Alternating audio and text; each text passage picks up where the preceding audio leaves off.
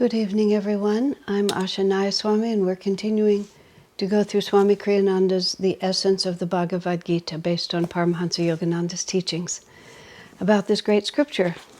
So, we will start with a prayer. Heavenly Father, Divine Mother, Friend, Beloved God, Jesus Christ, Babaji Krishna, Lahiri Mahashaya, Swami Sri Yukteswar, Beloved Master, Paramhansa Yogananda, Saints of all religions, dearest friend, Swami Kriyananda, we open our hearts and minds to your loving presence. We are making our way in this world as best we can, Lord, following the promptings of our hearts, praying that our hearts are speaking to us in your voice. Be active within us. Be always nearby. Make your presence known. That as we make decisions, as we interact with one another, as we live in this world, we may always feel that we are not living alone, but that you are with us. We know you are with us, but make your presence known. Om. Peace. Amen.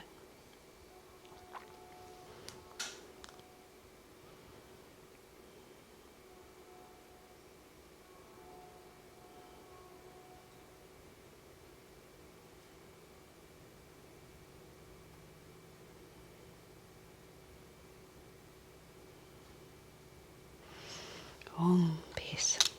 All right, my friends. We are in the chapter of the commentary, which is called Freedom Through Action, which is chapter 15 of the book, but it's chapter 3 of the Gita. And so we are in chapter 3 of the Gita, stanza 33, 333, which is actually a very easy to remember and auspicious number because this is an extremely well-known and very, very important stanza in the Gita. It says, even the wise act according to the dictates of their own nature. All living beings obey the dictates of nature. Of what avail would be mere suppression? And it's that last line, of course, that makes this so popular. So the verse so popular and the verse so important. This is really one of the most complicated and interesting and important principles to begin to understand in our efforts, not merely to study these spiritual teachings, but also to live according to them. And it's very interesting that this scripture, which is hundreds and hundreds and hundreds of years old, that a modern concept like suppression is included in Krishna's statement. It's one of the many, many, one of the many, many things that makes us appreciate that human nature is always the same. And that what we're dealing with in a scripture like this, and what we're dealing with in the New Testament and in every true scripture there is that we're dealing with the way we're made. We're not dealing with man's opinion. We're not dealing with anybody's desires. This is what we call often simply divine law. And divine law is again, not made up even by God. It just simply is. It's the way that we're made. If you put the flesh of your hand in a fire, it will char. And it's not because the fire doesn't like you or that somebody's punishing you. It's that fire has its own nature. The skin has its own nature. You put the two of them together, fire overcomes the skin, and it creates a great injury for the human body. This is where he's also saying, even the wise, everything, all living creatures, beings obey the dictates of nature, obey the way that we're made. And we can try to look for shortcuts. We can try to look for exceptions. We can beg God for special favors. We can create a theology that says we alone have these particular opportunities and they don't. It really doesn't make any difference, because every living thing obeys the laws of nature, and capital nature, nature is written here with a capital N, and that means really the laws of God in creation. So then the conclusion from that is of what avail would be mere suppression. And mere suppression, see, this is the point that we have to understand.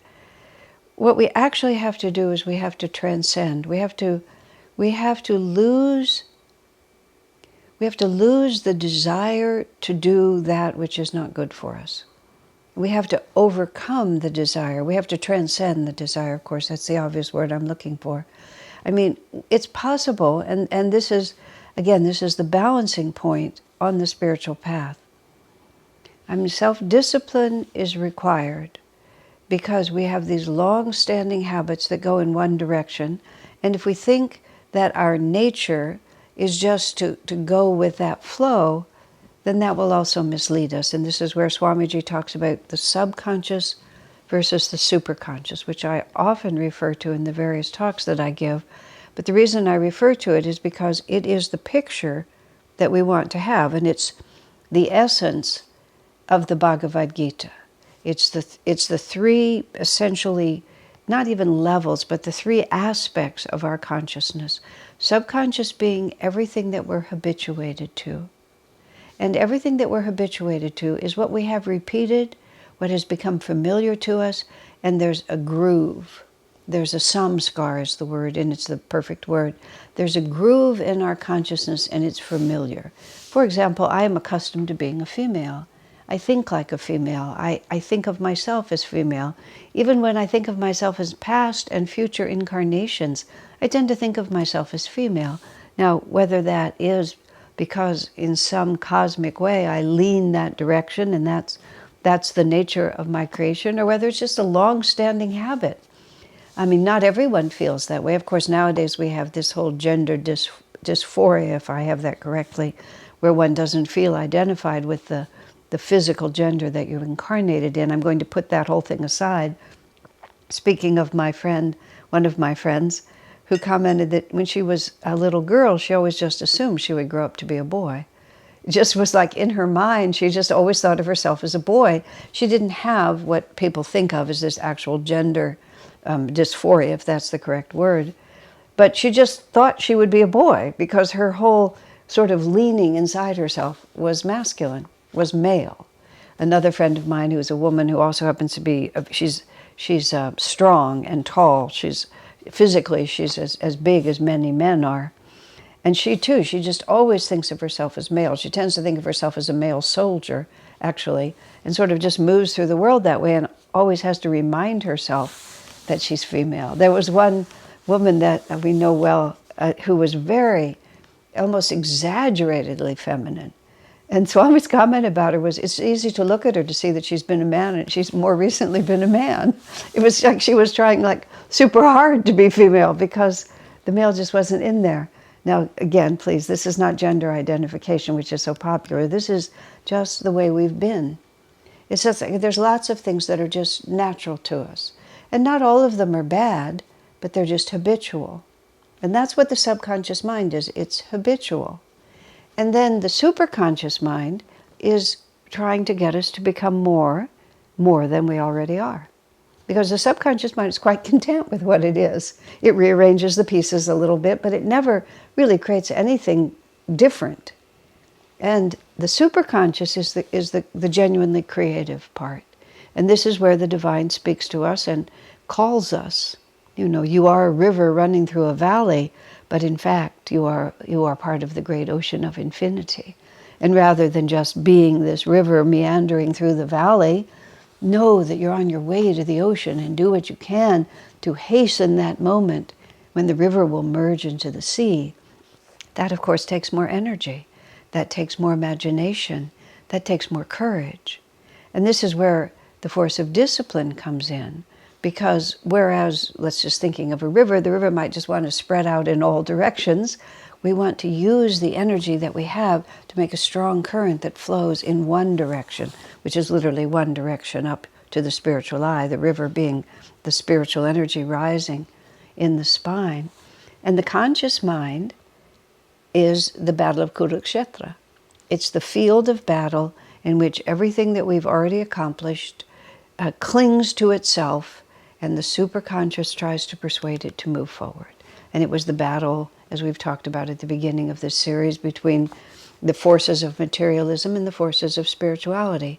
Materialism means material things, but it also means that which is already fixed and already is. So a certain amount, in fact, as much as we can, of discipline is necessary to generate new energy, to withdraw energy from the habitual response, to build magnetism, and then use that magnetism to shoot forward. Whether we shoot forward through the practice of meditation, through service, through devotion, through divine love, that energy has to come from somewhere, which is also the reason why great enterprises usually require some tapasya, some restraint, some sacrifice. Because as Swami put it, when he was in the hospital in 2004, in India, having moved to India in 2003 at the age of 77, and immediately began to have one physical crisis after another, which he said quite simply. We're sitting in the hospital when a sadhu came to visit him. Swami said, "Oh, don't worry about me. I'm just doing tapasya for the work in India, for Ananda's master's work in India." After the man left, I said to Swamiji, because I happened to be there, I said, "Why? Why is tapasya necessary?" And Swami's answer was interesting. He said, the energy has to come from somewhere. In other words, when you're launching something new, you have to gather energy from somewhere. Now, I don't know how the physics of that would work, but tapasya is making a sacrifice, holding your energy, developing power. You know, when Swami was literally running karma through his body, there's always karmic obstacles to starting something new, and that's like a force of, what would you call it, inertia. Sometimes it's a force of opposition, sometimes a force of darkness. I do not know how any of this works. I just know that it does. That there's oppositional energy, which is the karma of launching a new enterprise. And Swami would work out a lot of that karma through physical ailments in his body. Master did the same thing. Ananda has faced, when Swami started Ananda in the 70s, most of us did not know him much before what I'm about to describe began to happen. But very soon after he started Ananda, he began to develop arthritis in his hips. And prior to that, he used to be, relatively speaking, athletic. He could play tennis, he loved to ski, but very early on he began to develop arthritis in his hips, which created tremendous pain and a tremendous gradual degeneration of his hips. And it wasn't until Ananda's 20th anniversary that he finally had hip replacement, first one, then the second. And the doctor said he had never seen, he didn't understand how Swami was able to walk. He said the degeneration in his bones was so pronounced, he said he thought he should have been bedridden, not even wheelchair bound. I said to Swami, how did you endure that? And he said, well, there were so many obstacles to building Ananda. He said that I never thought of what was going on in my body as separate from all the others. It was just one more thing that I just had to face and overcome with willpower. But after Ananda was launched, and this is literally how Swami put it, and he didn't have to carry it anymore. Once 20 years had passed and he could see that it was established, and there were enough of us there who had enough understanding of what we were doing, that he felt it was secure. He didn't feel like he had to carry it anymore. And then he could really let go of that tapasya. Because he could have had the hip replacement much earlier. It was certainly warranted much earlier. But it didn't occur to him to do it. I mean, divinely. He wasn't inspired to do it until Divine Mother told him it was fine. He could let go of that tapasya. So, on the spiritual path, there is a tremendous need not merely to go with the flow if the flow is subconscious. See, the difficulty for us is that we have many voices inside of us. People say you have to listen to your heart, which is all very nice. You have to listen to your inner voice. You have to, move from inside. All of that is true. I didn't mean to make it sound in any way denigrating. I'm not.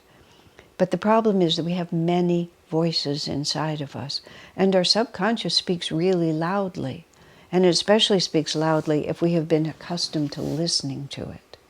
But the superconscious doesn't beat us over the head. Divine Mother, unfortunately, gives us free will.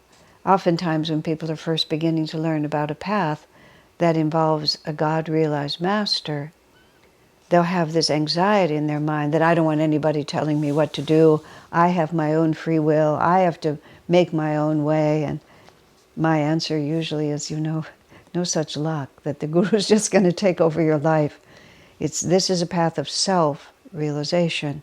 And therefore, it has to be a consciously given commitment of energy on our part. There's no interference from God or Guru who's just going to make it work for you.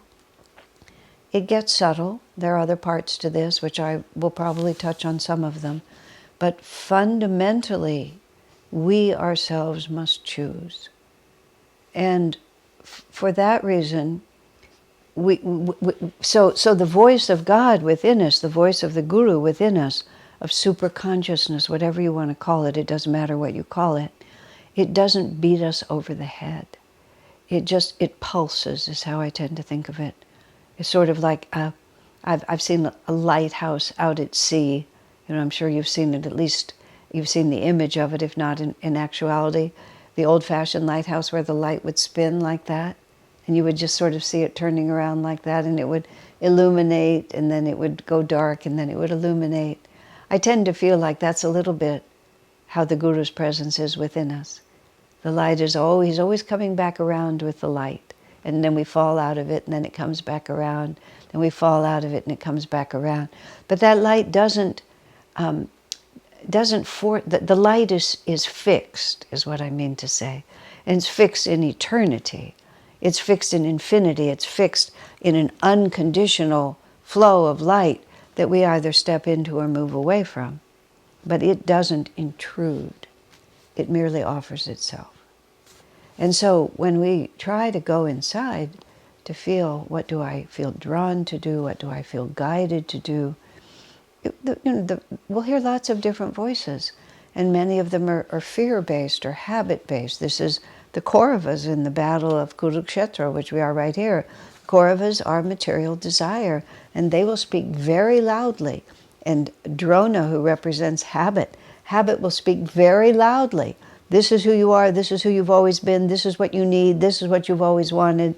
You can't get along without this. What are you thinking? What's your security? What's your plan? Just all those voices. And they'll be very persuasive.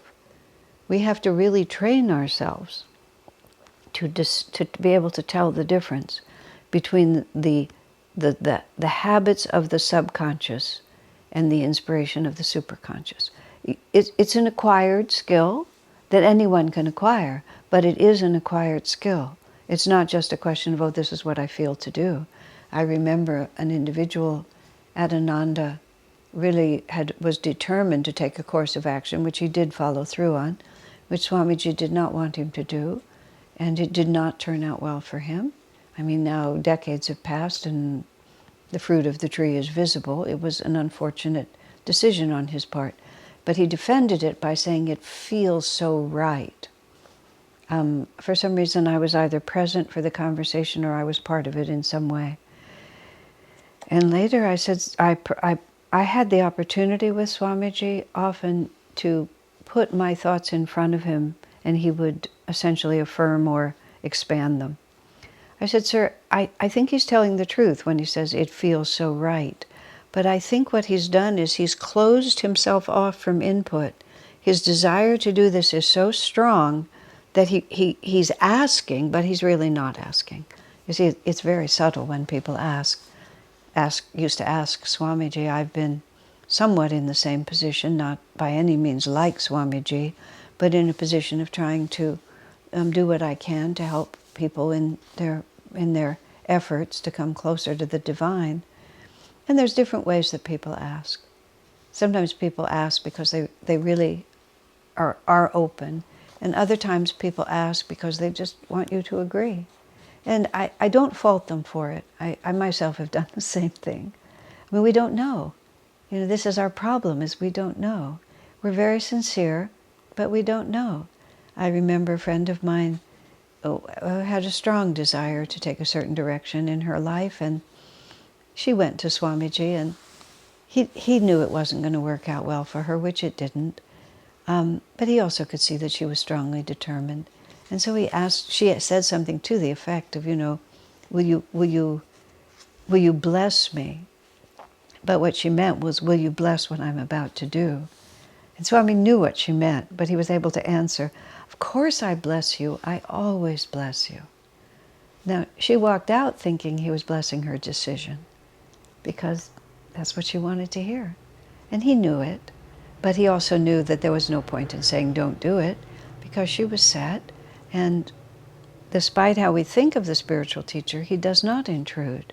He helps us when we're receptive, and then he stands by us and holds our hand when we're not, and just lets us play it out, and then is there to help us pick up the pieces. That's the way it goes.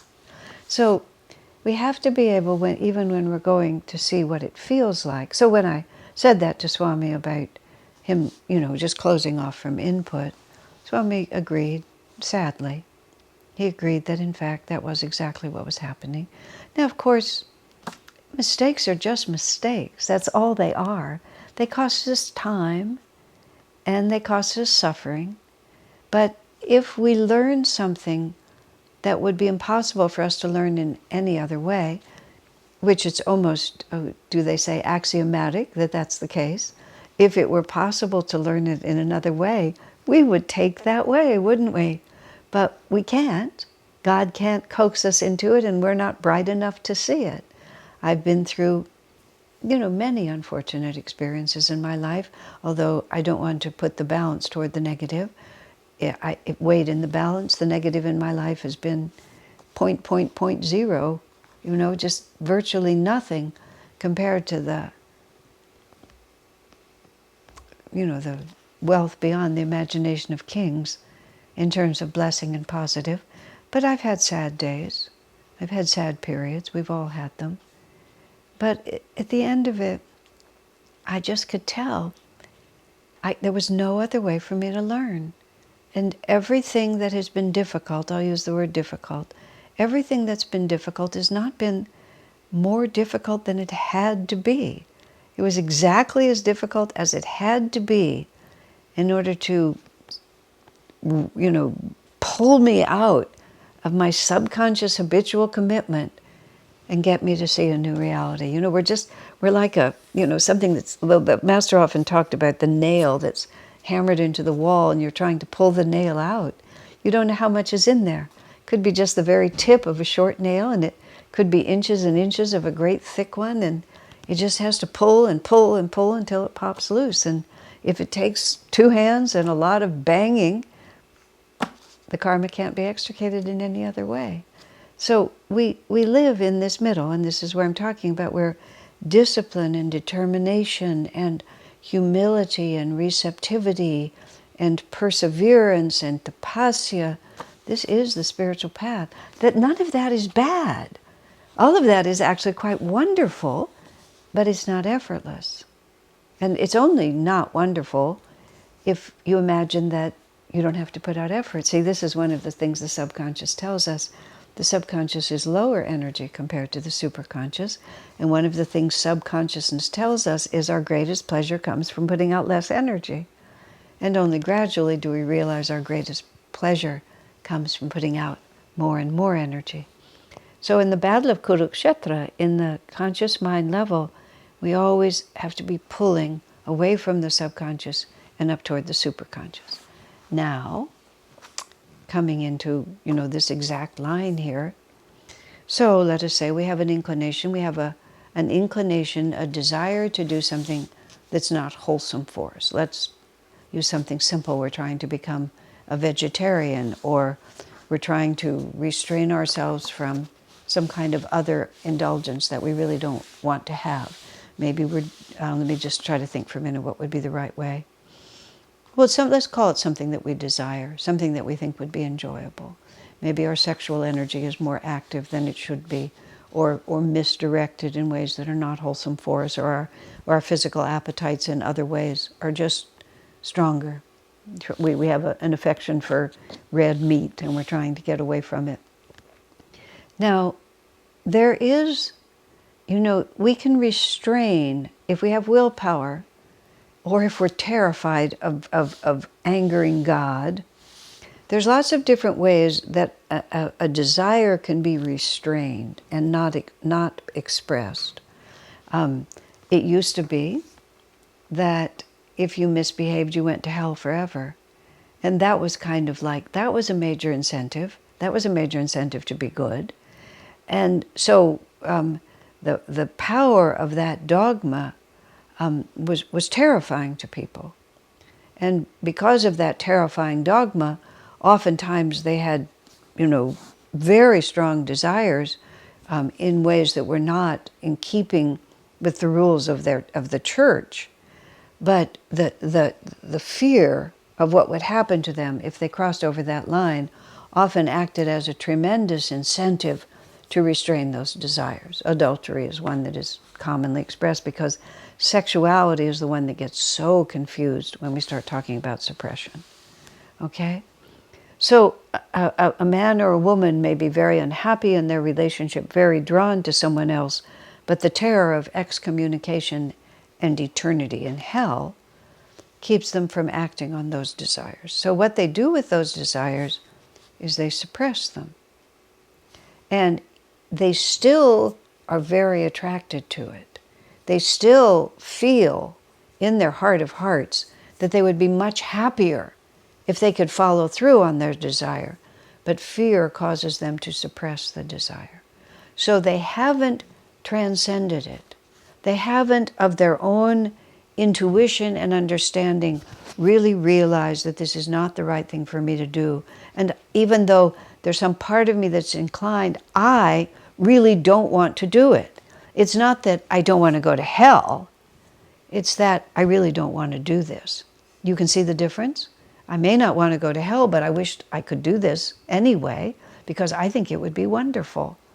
But there's a whole other part of us. Well, I just had an odd experience just a couple of days ago. I'm a sannyasi. This is something I have wanted to do all my life. I've had interludes as householder. I also imagined for much of my life when I was younger, not since I came to Ananda, which was really only before I was 25, I imagined I wanted children, I wanted family, I wanted all of that. Over the course of this incarnation, I've genuinely and deeply lost my inclination for that. How perfectly, I really don't know.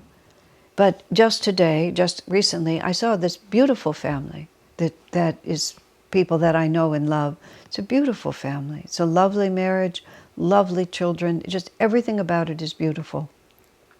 And all I could think to myself was, thank you, God, please not me. And there was nothing at all wrong with that picture. It was a beautiful picture, and I myself have desired that picture. But not now. Now, in my next life, will I remember? I really can't say.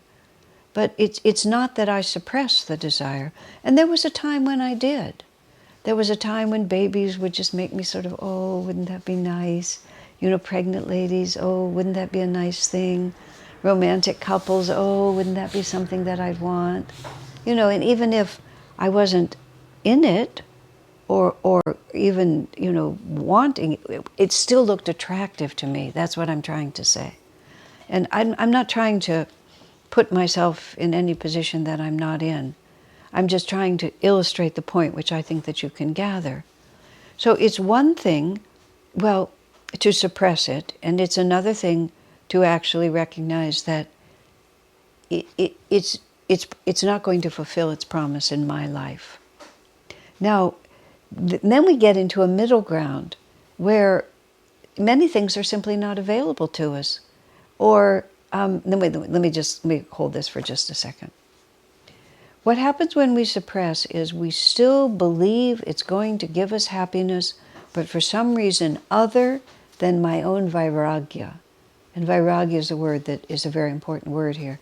Vairagya means my disinclination for the things of the world.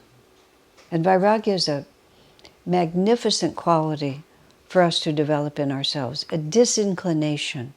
And that's a very well chosen and extremely accurate way to say it. Because it's not that I hate the things of the world, not even that I think that they're ugly or evil or anything like that. The family that I saw, it's a beautiful family. I mean, it actually touches my heart even to think about them. They're lovely people. There's nothing at all negative about it. It's their karma and they're doing it beautifully. I have a strong disinclination for it. That's what vairagya is. I'm disinclined. It's not for me.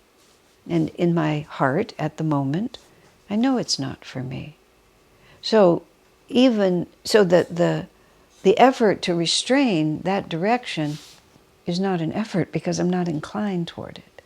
Now, if we, as I started to say, if we still think it's beautiful and we still believe that it's going to make us happy, but God won't let me have it, that's when you start ending up you become false to yourself, you become inauthentic.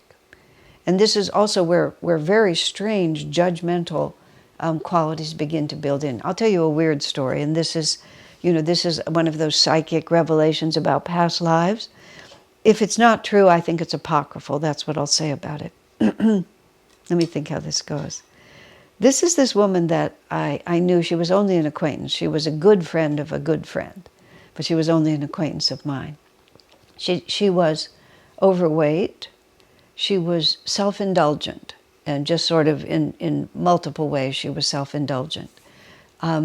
She self-indulgent in the pleasures of the body. And she sort of ran some kind of now this was before all of this was so common, she ran some kind of a small shop that supported people in indulging in sexuality, all the sort of things that would help people stimulate their sexual energy. Among other things that she did that. And somehow it was all of it, she was still an upright and a very interesting person. She had been told by a psychic person that she had been a mother superior in a convent, that she was extremely strict and judgmental, and she was very harsh with herself, she was very harsh with her sisters. She constantly preached against the evils of the flesh. Her next incarnation, she was a woman who lived in a seaport town and basically slept with every sailor who came into town. And that was like, she lived out that incarnation. She lived the opposite of what she had been, and now she was sort of finishing up some of that karma. Now, whether that's true or not, I don't know. But it's the idea that if you're just suppressing it, but you really, really think it's a good thing, would make you a happy thing, an enjoyable thing, and you're just suppressing it, all you do is build up this incredible inner tension. As Swami put it in another way, he said, if you just suppress too many of your feelings and your desires, as he said, first of all, he said, it doesn't work. He said, the energy just expresses itself in some weird way or another, and when it expresses, you can't connect it to its cause, because it appears in, as either physical illness or mental judgment, certain attitudes, all these different things, and the cause, it's all separated. Now, to discipline yourself, to recognize that if God gave me the opportunity, let's just talk about a family. If one desires to have a family, and it's something that you really want, but God doesn't give it to you, then you don't have to suppress the desire. You can just recognize that it may not be my destiny to have it fulfilled. And we try to make as much happiness as we can around that disappointment. But we never tell ourselves, oh, it's not a good thing, I don't want it anyway. See, that's what people do. Well, I don't really like him. I never really liked him. He's actually really a terrible person, which is not true. at all if it isn't true. Or we start, feeling very judgmental about people who have strong sexual desires, or very judgmental people who perhaps have a weight problem because of their affection for food, or whatever it might be. If we have to deny ourselves, we need to remain completely honest about who we really are. Because restraint does not make us crazy. Suppression is something else. Suppression is when we divorce ourselves from our own reality. A woman friend of mine, I don't remember the context, but she was, the end of it was, I just said, I've never seen it work when you're at war with your own desires. You have to just recognize that they're there and that this attracts me. And you have to be able to say to God, maybe I'll transcend this someday, but not today. And then, you see, the balance point is to recognize, to be able to honestly be who we are, not to elevate it to a virtue if it isn't a virtue. If it isn't a virtue, it's just who I am. It's not even a weakness, it's just who I am.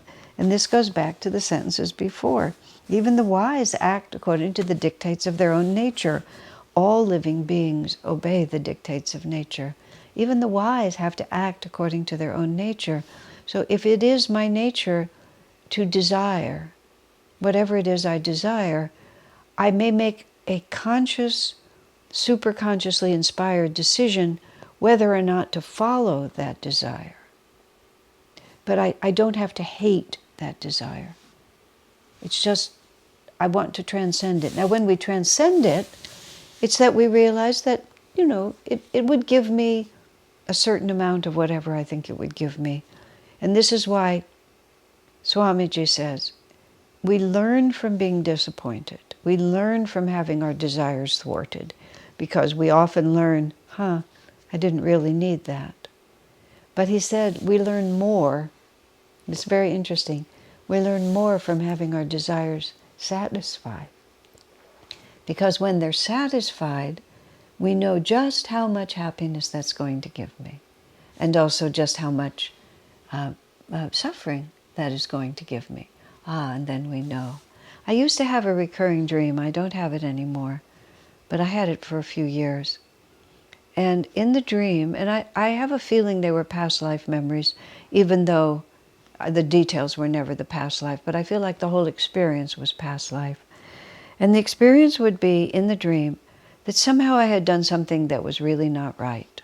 Whether it was unfaithfulness in a marriage, or dishonesty through money, or not having the courage to stand up for someone when I should have had the courage to stand up and be loyal to someone.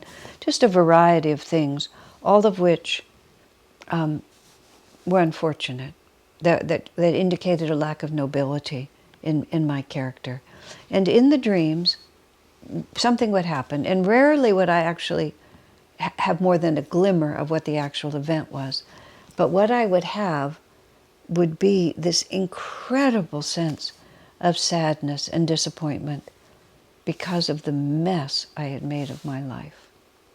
And so the dream would be about a moment of thoughtlessness, and then a lifetime of chaos, because I'd spoiled my nest, and now nothing was ever going to, that huge problems would result from it. And then I would wake up and it would be, oh, thank God, thank God. And I would be so relieved to realize that it was just a subconscious memory. It wasn't anything I'd done in the present. But of course, that's the kind of experience where, I get to have my desire. I get to do what I want. I get to take his money. I get to have my revenge against him. I get to get out of this difficult situation. I get to sort of follow my romantic ideal over here. I get to walk away from the responsibility of raising my children.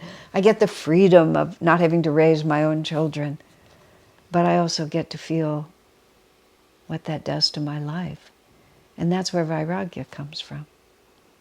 And that's where real transcendence comes from. It's not suppression then. There might be a momentary or a mild form of, yes, of course, there's physiological desires, there's romantic dreams that come. There's annoyance and restlessness, and we just want to get it done. All of those come. But there's another part of us that just knows that there's no happiness down that road. And that wonderful slang phrase, Swami didn't like slang much, but he liked this one. Been there, done that. It's a very powerful thought. Been there, done that. And whatever effort is required to restrain my inclination to go there again is nothing, no effort, compared to the misery that I will experience if I do go down that road, or the profound heartbreak and disappointment that inevitably lies at the end of that road. That's transcendence. Now, perfect transcendence is that there's not even an inclination. I pray for that, but I don't want to presume it. You know, being at the end of your life is very different than being at the beginning or the middle of it. So I can feel a strong sense of vairagya toward many things that profoundly attracted me decades ago. When I'm decades ago in the next body, will I remember? It's one of my most intense prayers. Help me to remember. I often have joked about wanting to be an old woman when I'm a little girl again. Just wanting to be there and remember. Now let me hold that for just a moment. You know, a friend of mine, Kesha, would you do me a favor? On the box back there, there's 2 pieces of paper. That just happens to be right here in the room with me. A friend of mine wrote me a poem on this. And because it actually has to deal with vairagya, it actually has to do with the subject at hand, I think I'm going to share it with you. Tandava wrote this. Because he heard me say this many times. It's a beautiful poem. He wrote it like 5, 6 years ago. He wrote this, "When I am young again," he wrote for Asha. "When I am young again, I will be old, born wrinkled, gray by kindergarten, a different kind of unsteadiness in my first toddling steps. Or perhaps I will look like other children until you look into my eyes. My eyes will remember before my voice can tell. Remember the long road of learning to use a body and then learning how not to use it and then letting it go. When I am young again, my mind and my heart will seem 2 separate beings, but I will remember the truth and I will remind them. When I am young again, I will play politely with toys, my parents smiling over me, but I will not cry if they take the toys away. I will look ahead into the memory of my earlier, later years and see the long procession of toys, of jobs, relationships, challenges, glories. I will see them come and I will see them go, and I will be free to laugh. When I am young again, the distance in my eyes will not seem far away, but will offer us space for our souls to meet. When I am young again, I will not hesitate to grow older, greeting each year as an old friend. And as I grow older again, I will marvel. I will marvel at God's play in the world and at His expanding light within me, drawing me ever more joyfully onward until that final, blessed moment of freedom when I am young again in eternity. I'm just happy to share that with you because it was such a great gift to me. I hope you enjoy it as I do. That's what we're looking for, and that's not suppression. So, this is what Krishna has to say to us. Let me see what else he says.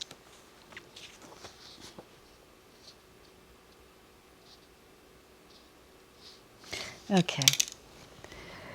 So we'll go to 334. Attraction and repulsion regarding sense objects belongs to the natural ebb and flow of duality. Beware equally of them both, for they are man's greatest enemies.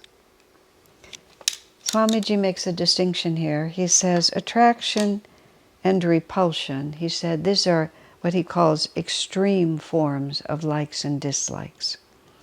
Because he wants us to understand that, I have a preference for peaches, over kiwi fruit, or I have a preference for mangoes over plums. These are just the small likes and dislikes of the heart. I prefer the light color of my walls to having the walls be darker. A friend recently loaned me a beautiful silk rug in the house, one of these, hand-woven rugs. It's a beautiful addition. I love having it in the house. I don't have to be dry and indifferent. Swami here says, the secret is not to cease from enjoying anything, a solution which leads only to apathy and consequently a deadened awareness. The secret rather is to center every enjoyment in the heart, to feel that its cause lies there in your inner reactions, and then to draw that energy consciously upward. So he's not talking about living in this world in a spontaneous way. This is being recorded in 2020, end of July, and in the USA, we've been caught in this pandemic, which shows no signs of abating. So we're really in a flow of energy here. I've been very much cloistered during this whole cycle. In order to keep the functions of the church going, we've really cloistered a small group of us so we can move in and out and keep the programs and keep the church running. So as a consequence, I actually have almost no idea what's really going on outside of the boundaries of this community, and occasionally I'm in the church. I haven't been into a store, I just don't know anything. But I see the news, and I can see that things are likely to be more difficult before they get easier again. That we haven't begun to see the consequences of what's going on. So I have a very comfortable and beautiful life. I have my room in the house where I live. It's a lovely little room. It's very convenient. Every morning when I wake up now, I ask myself, will there come a time when I'll look back on this? When I'll look back on the comfort and the privacy and just all the likes and dislikes that are being fulfilled in this moment. But I also prepare myself to realize that these are just likes and dislikes. I'm a person who gradually just makes things the way I want them to be. I like the certain colors, I like certain fabrics, I want the chair to be comfortable, I want the light to be just so. In my kitchen I have, all the little tools, something that will just peel the garlic just so. I just like it to be like that. And I don't see any reason not to do that because I've given it a lot of thought. I'm not apathetic. I'm engaged. I'm very engaged. But then you have to balance the difference between, given the freedom to have a preference, I have a preference. If I don't have the freedom to have a preference, can I just realize that the joy comes from within me, and what does it matter? Every time I've been tested, I've managed to survive, but not always instantly. And how far will we be tested? Well, of course, in theory, if one wants to realize God, one has to be tested all the way to the limit, just all the way to the limit. Swami told us toward the end of his life he had a dream, and he talked to us about how pleased he was with the dream. And in the dream, basically, his enemies had gathered him up and they were going to burn him at the stake. And they had tied him to the stake, and they had put the faggots, the wood pieces all around him, and they were lighting the fire. And he said, in the peculiarity of dreams, the people who were burning him at the stake were just sort of on the other side of the room having a nice dinner, glancing over at him every once in a while where he was, about to be burned to death. And he said, all through the dream, he was just completely calm. It's like, all right, I'm going to be burned to death. He said, it'll be a little painful, but it'll be over soon. And then he said, in the dream, just as the fire was beginning to really get going, friends came and they rescued him. And he said in the dream he was happy to see them, but there was no gigantic sense of relief and, oh my God, you've come just in time. It was, oh, I was going to be burned at the stake and now I won't be. And he talked about later just about how pleasant it was for him to see, even in his sleep, that once his preferences were removed, he didn't have to hold on to them anymore. They weren't attractions and repulsions. I mean, one would be repulsed by the idea of being burned at the stake and deeply attracted to being rescued. And that's what Swami, if we can influence things without breaking Dharma according to our preferences, Swami himself did it. I mean, his home too was lovely. And he did what he was inclined to do. He didn't just as a matter of practice, not eat the foods that he liked, or, although I used to cook for him, and Swami himself said, he used the phrase words, he said, I'm a picky eater. Let's just say that that's just what I am.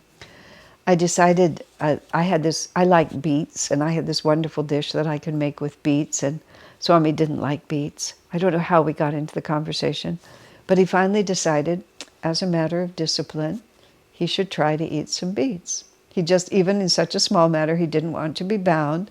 So I made him this dish, which had a lot of cheese in it, and it was quite yummy, and I thought. And after he finished it, he said, if I were inclined to eat beets, this would definitely be the way I would eat them, but I choose not to. It was just as simple as that. It was just an ordinary likes and dislikes. Attraction and repulsion is when we fall into an exaggerated state of I must have, infatuation. This is what people celebrate, I must have that house, I must have that dog, I must have that person, I must have whatever it is I must have, or I can't bear it, and the life is always going up and down, and one is always the victim of circumstances. So what Swami is trying to say is, if you live calmly at the center and realize that my true joy is within, and that I can express it in this way, or I can express it in that way, but my happiness is not created by those realities. When I asked Swami also the question once about reincarnating, I was actually asking him the question, how can I rely, how can I be confident that the vairagya I have developed at this stage of my life will go with me into my next incarnation? That was my actual, and it still is, it's a certain anxiety. He didn't answer that question. He never did answer that question. He explained to me what creates reincarnation. He said what causes us to reincarnate is longing and regret. If we long for something that we didn't have, or if we long, regret and longing work together. Regret is, oh, if only I could do it over, if only I could make another choice. When I was talking to you about my recurring dreams, whoa, that was regret. It's just like, if I hadn't been so stupid and followed that desire, I wouldn't have wrecked my life. Regret like that. I want to do it over. I want to make it up to the people I hurt. I want to have a second chance to do the right thing. It's one thing to say, I made an error. We all make mistakes. We let it go. But to deeply regret what I did, then that causes us to incarnate again. And then we spend our whole time trying to make it up to the universe or to whoever it was. And longing is, I just never got what I wanted. I never had that family. I never had that romance. I never had that home. And then we just die with this deep, unfulfilled energy, which is what most of us do. And then we get to come back. And here's the cycle I was describing earlier. We learn from being disappointed, but if we still believe it's going to make us happy, at some point or another, we have to live through it. And we find out just how happy it will make us. Which, as I say, is not always terrible. Often it's, I myself have had that kind of experience where I had exactly what I longed for. And it was lovely, but it wasn't enough. You see, that's what it comes down to. It's not enough, because our hearts were made for Thee alone and will always be restless until they find their rest in God. So we find a temporary resting place in the things of this world, in beauty, in a beautiful home, in lovely relationships. It's not that it's nothing. You see, this is the difference between suppression and transcendence.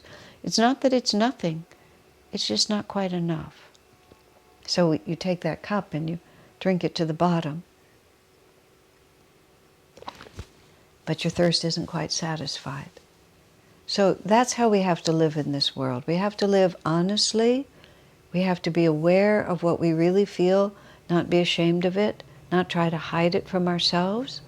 We have to be very honest with God about what we perceive.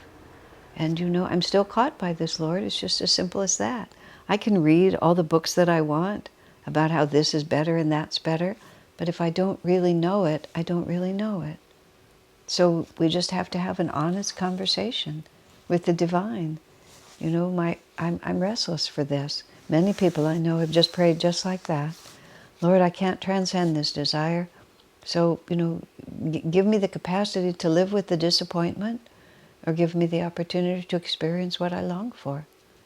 And as much as possible, try to keep ourselves in the calmest middle we can keep ourselves in, without developing angers and resentments, and above all, without suppression. Of what avail is suppression? That's how Krishna puts it. Well, my friends, I think that will be everything for this evening. God bless you.